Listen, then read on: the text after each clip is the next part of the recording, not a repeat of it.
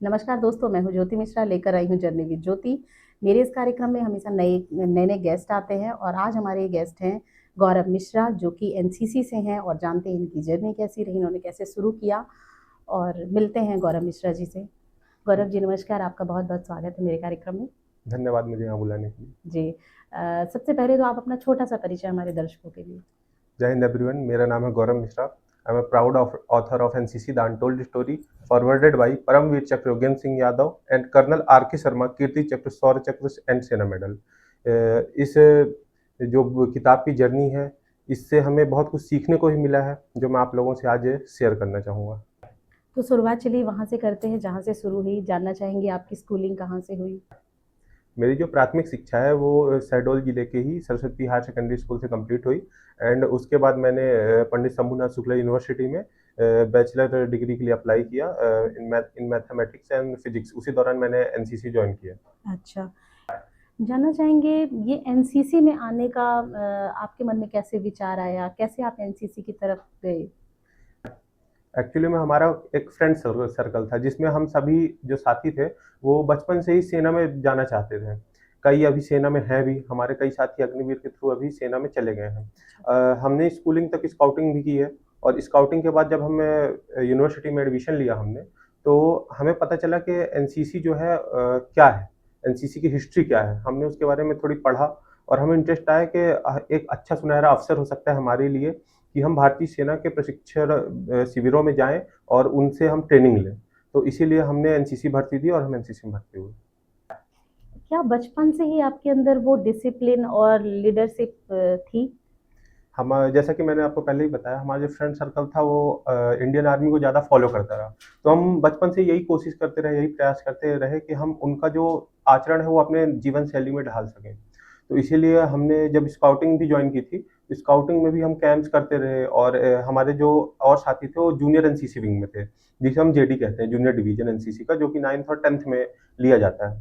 तो हमारे सब साथियों ने ये चीज़ें बचपन से जब कैरी की, तो जब हम यूनिवर्सिटी ज्वाइन किया हमने, तब हमने जब एनसीसी को दोबारा ज्वाइन किया और दोबारा एक फीलिंग आ रही थी कि हम आर्मी विंग के अंडर में ट्रेनिंग लेने जा रहे हैं, तो वो बहुत ही एक्साइटमेंट था हमारे लिए और हमें बहुत कुछ सीखने को भी मिला। पिछले 3 सालों में एनसीसी ने हमें वो बहुत कुछ सिखाया जो एक हर एक व्यक्ति को सीखनी चाहिए और हमने कई ऐसी चीज़ों का भी एक्सपीरियंस किया कि आर्मी किस तरीके से काम करती है। एक जो हम नॉर्मल जीवन शैली में आर्मी को देखते हैं और एक पर्सनल एक्सपीरियंस, दोनों बहुत ही अलग थे। अलग चीज़ें।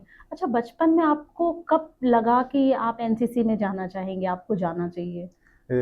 बचपन में एक्चुअली में क्या है कि जब हम न्यूज़ में देखा करते रहे कि यहाँ कहीं बम अटैक हो रहा है, कहीं टेररिस्ट ने हमला कर दिया, तो जब हम उस पे देखते रहे कि किस प्रकार रियल हीरोज़ जिसे हम बोलते हैं, हमारे भारतीय सेना के जवान, बहादुर सिपाही, बीच ग्राउंड लेवल पे जाके उनकी मेहनत देख के हमें बहुत ही अच्छा लगता रहा कि वो किस प्रकार देश की सेवा करते हैं और निस्वार्थ भाव से अपने जीवन की परवाह किए बिना जब वो आम नागरिकों के बीच में जाते हैं, तो आम नागरिकों का वो विश्वास उनके प्रति, वो देख के हमें लगा कि अब हमें इस ओर जाना चाहिए।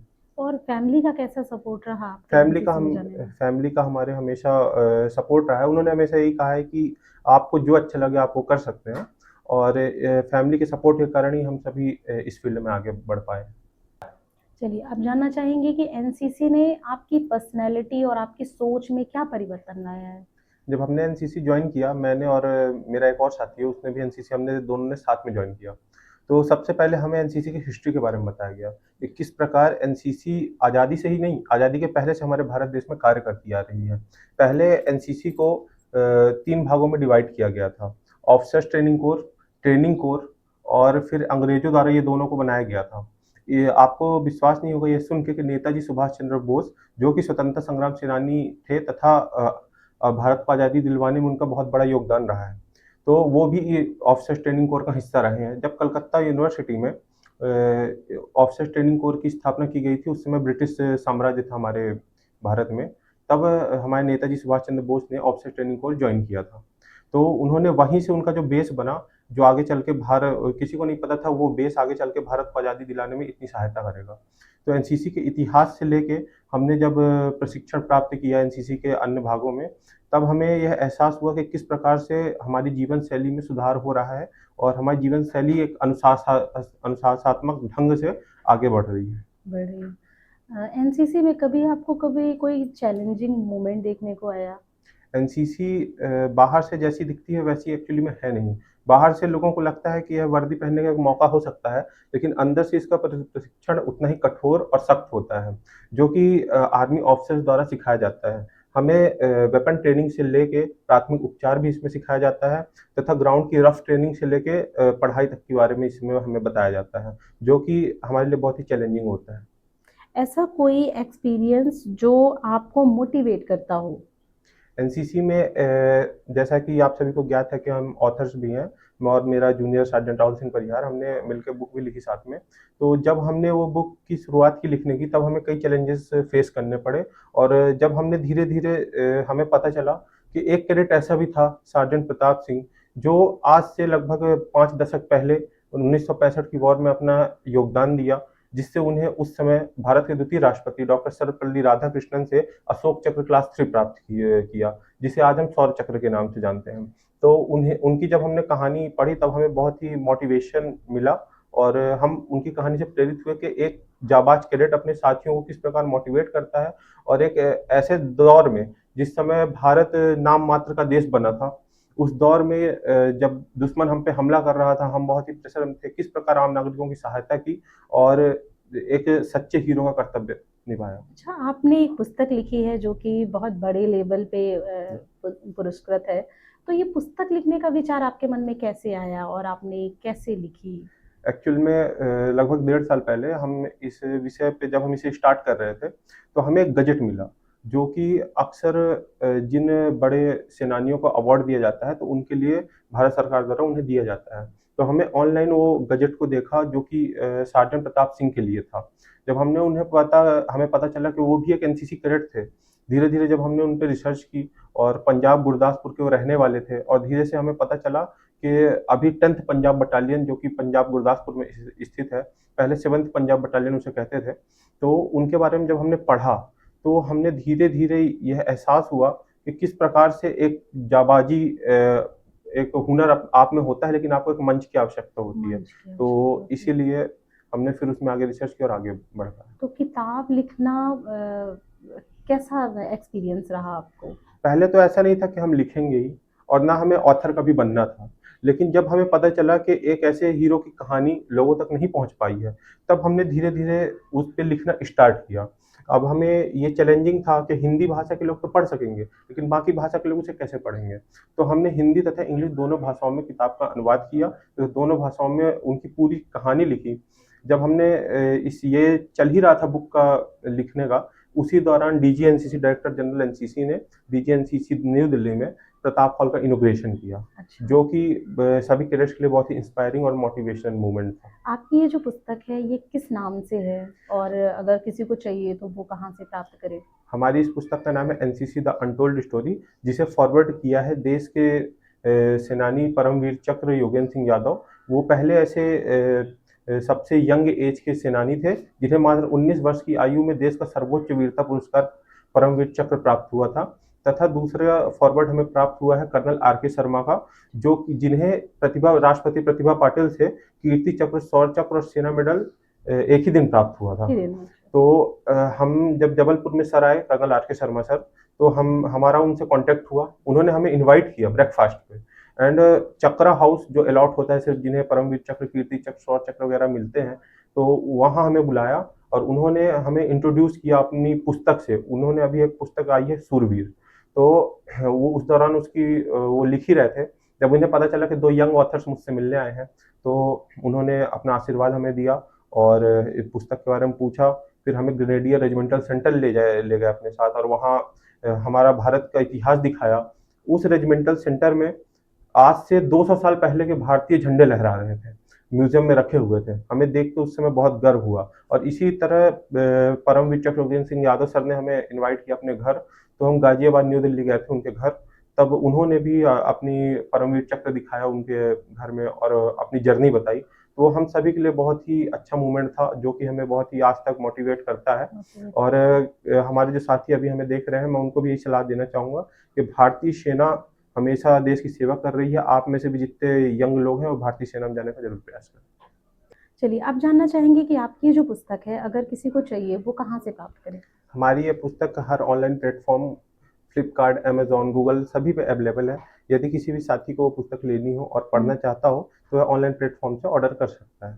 हमारी इस पुस्तक को अभी हाल ही में इंटरनेशनल बुक ऑफ रिकॉर्ड से भी रिकॉग्नाइज़्ड किया गया है तथा जो इंटरनेशनल बुक ऑफ रिकॉर्ड से हमें मेडल भी प्राप्त हुआ है। जी।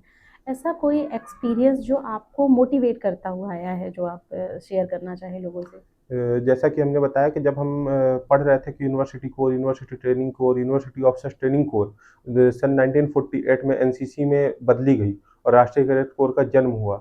तो उस दौरान की जो स्टोरीज़ हैं और जब हमें पता चला कि हमारे भारत के पूर्व प्रधानमंत्री श्री मोरारजी देसाई, नेताजी सुभाष चंद्र बोस, यहाँ तक कि भारतीय एयर फोर्स के एयर चीफ मार्शल, पूर्व air chief marshal Shri Arjan Singh ji officers training core और यूनिवर्सिटी ट्रेनिंग कोर का हिस्सा रहे हैं।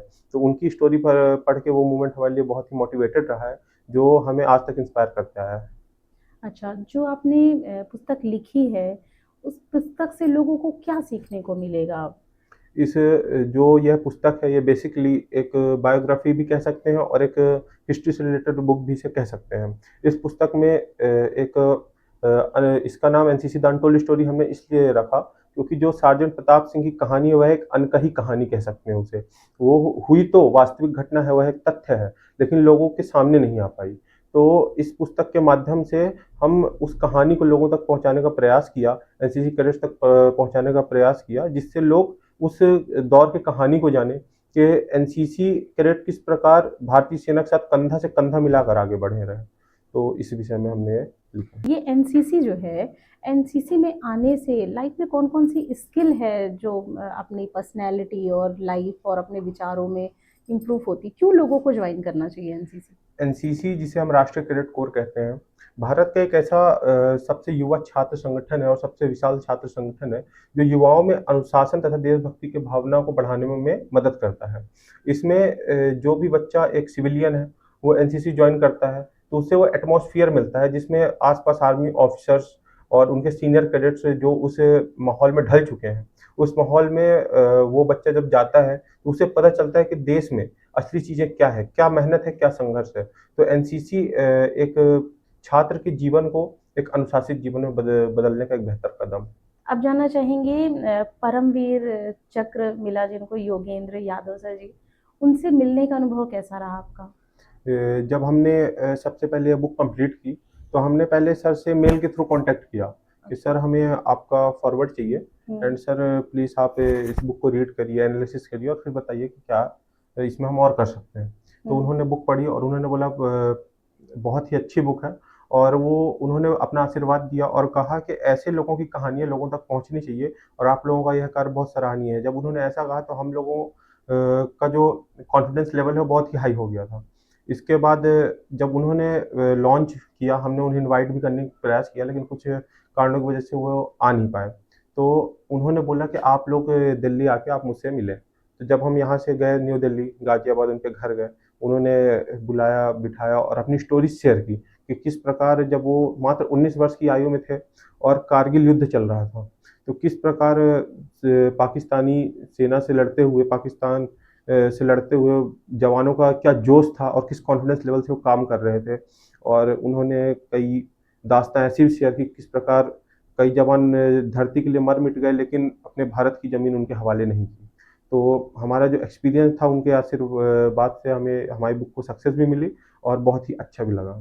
एक पुस्तक लिखने का अनुभव कैसा रहा और कैसे आपने डेटा इकट्ठा किया और कैसे शब्दों का चयन किया? क्या-क्या समस्याएँ आई आपको अ, एक पुस्तक लिखने में? इस दौरान हमने काफ़ी लोगों की मदद भी ली। जैसे हमें कभी एक्सपीरियंस था नहीं पुस्तक लिखने का, लेकिन अब हमें पुस्तक तो लिखनी थी क्योंकि अब हमने सोच लिया था कि हमें लिखना है।